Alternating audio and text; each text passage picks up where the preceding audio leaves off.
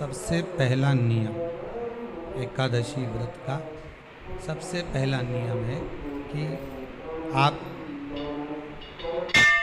जिस दिन व्रत करो उसके एक दिन पहले भक्ति का संचार इस हृदय में करो। भक्ति का संचार इस हृदय में कर लीजिए। जिस दिन आप व्रत करो, जैसे एकादशी का व्रत कर रहे हो तो दशमी के दिन शाम का समय जब आवे, रात्रि जब होने लगे, शाम का समय आवे और रात्रि का आप जब भोजन ग्रहण करो तो उस भोजन में कोई ऐसा पदार्थ ग्रहण मत करिए जिस पदार्थ के कारण आपकी एकादशी बिगड़ गई।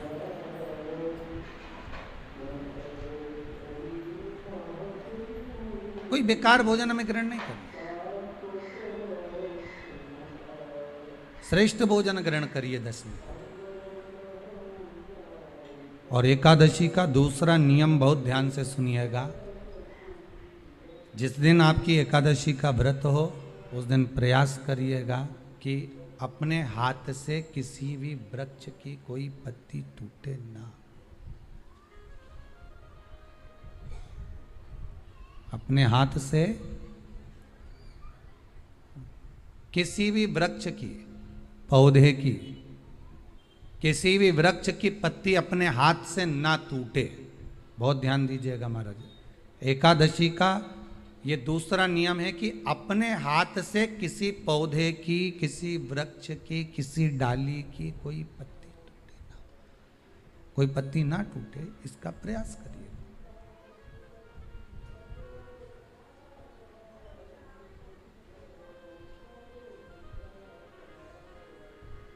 कितना सुंदर व्याख्यान कहा है, कितना सुंदर वर्णन है महाराज कि मात्र एकादशी का व्रत कर लेने पर, मात्र एकादशी का व्रत कर लेने पर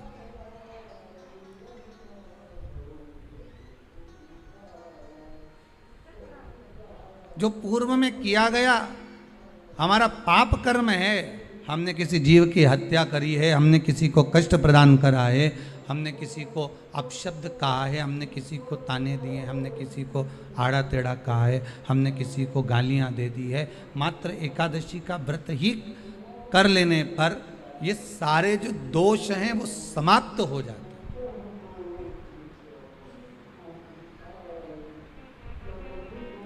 सारे दोष हमारे समाप्ति पर आ जाते हैं।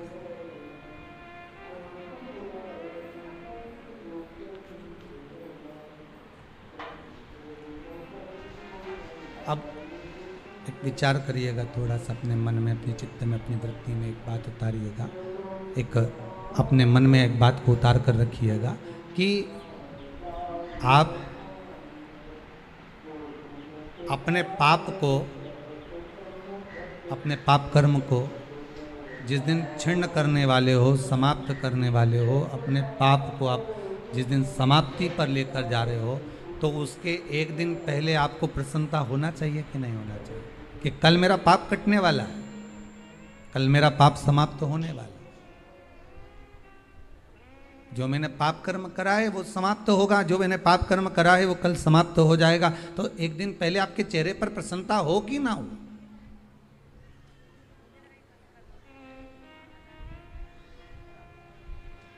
और चेहरे पर वो प्रसन्नता आपके आना चाहिए कि कल मेरा एकादशी का व्रत है, आज दशमी है, कल एकादशी का व्रत है, तो कल मेरी जब एकादशी का व्रत रहेगा तो मेरा ना जाने कितना कितना पाप, कितना असत्य, कितना झूठ, कितना प्रपंच वो समाप्त हो जाएगा। तो इसमें मुझे प्रसन्नता हो, इसमें मुझे आनंद हो।